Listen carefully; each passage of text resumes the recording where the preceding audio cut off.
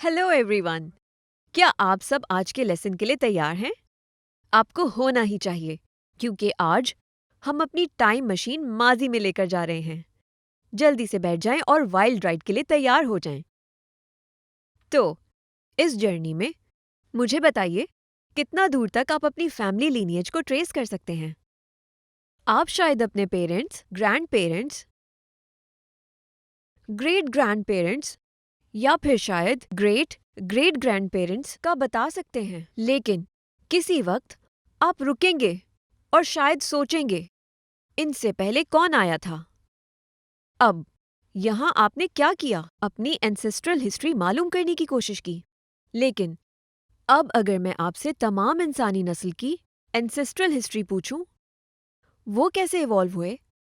वो सबसे पहले किससे इवॉल्व हुए?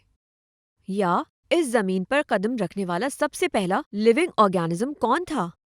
तो ये और ज्यादा मुश्किल होगा। हमारे प्लैनेट पर पहली लाइफ के ओरिजिन के बाद से हम जानते हैं कि बहुत से मुख्तलिफ लिविंग ऑर्गेनिजम्स इस प्लैनेट पर इवॉल्व्ड और डोमिनेटेड हुए हैं। मिसाल के तौर पर, एक वक्त था जब डायनासोर्स बहुत ज्यादा डोमिनेंट थे और अब वो एक्सटिंक्ट हो चुके हैं। लेकिन हम इस बारे में इतना यकीन कैसे कर सकते हैं? हम उस वक्त वहां मौजूद नहीं थे और ना ही किसी डायनासोर को अपनी आंखों से देखा है। हम ये भी कैसे कह सकते हैं कि डायनासोर्स मौजूद होते थे? पेलियंटोलॉजी की ब्रांच का शुक्रिया। अब ये मिस्ट्री हल हो सकती है। तो आपके ख्याल में पेलियंटोलॉजिस्ट क्या करते हैं?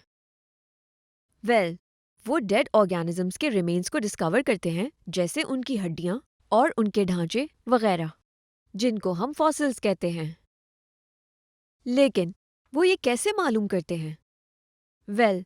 ये तमाम राज जमीन की गहराई में दबे हुए होते हैं। बिल्कुल ऐसे ही है। जानने के लिए क्यूरियस हैं? तो जैसे हम वक्त के साथ बूढ़े होते हैं, हमारी जमीन भी हर जियोलॉजिकल एरा के साथ बूढ़ी होती है।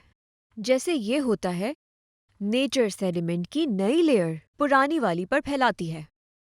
इसका मतलब कि पुरानी ऑर्गेनिज्म जमीन के सेडिमेंट्स की लेयर्स की गहराई में दफन हो जाते हैं, जबकि नई लेयर्स ऊपर रहती हैं। दूसरे अल्फाज में, लेयर जितनी पुरानी और गहरी होंगी, ऑर्गेनिज्म उतना ही पुराना होगा, बशर्ते कि लेयर्स का सीक्वेंस डिस्टर्ब ना हो। ये किसी ऑर्गेनिज्म का टाइम पीरियड मालूम करने का एक तरीका है। दिलचस्प है ना? अब फॉसिल का टाइम पीरियड मालूम करने का दूसरा तरीका पत्थरों को देखना है। याद रहे, हमारे पास सेडिमेंट्स में पत्थर होते हैं। इन पत्थरों पर रेडियो एक्टिव आइसोटोप्स होते हैं। पत्थरों की कंपैरेटिव स्टडी हमें उनकी उम्र या उनका टाइम पीरियड बता सकती है। ये हमें ये भी बता सकती है कि कौन सी सेडिमेंट लेयर पुरानी है। तो वो सेडिमेंट लेयर्स जिनके पत्थरों पर कम रेडियो एक्टिव आइसोटोप्स होते हैं, वो पुरानी होंगी। अगर उन पर ज्यादा रेडियो एक्टिव आइसोटोप्स होते हैं, इसका मतलब ये कम उम्र सेडिमेंट लेयर है। अब अगर आप उन लेयर्स को कंपेयर करें, ये फॉसिल्स की रिलेटिव एज बताती हैं। मेरा मतलब यहाँ ये है कि किसी खास लेयर में पाए जाने वाले तमाम फॉसिल्स इंडिकेट करते हैं कि वो कॉमन जियोलॉजिकल टाइम पीरियड के दौरान जी चुके हैं। दिलचस्प है ना? ये तकरीबन मुर्दा इंसान की फोरेंसिक रिपोर्ट की तरह है, जो न सिर्फ मौत का वक्त बल्कि उम्र भी बता सकती है। यहाँ इस जियोलॉजिकल चार्ट को देखें।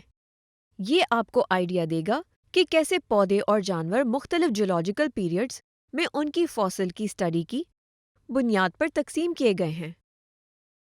अब क्या आप गेस कर सकते हैं कि अब तक कितने स्पीशीज बायोलॉजिस्ट ने डिस्कवर किए हैं? इस एक्साइटिंग पार्ट के बारे में जानना चाहते हैं? चलें ये ब्रेक के बाद जल्द मालूम करते हैं।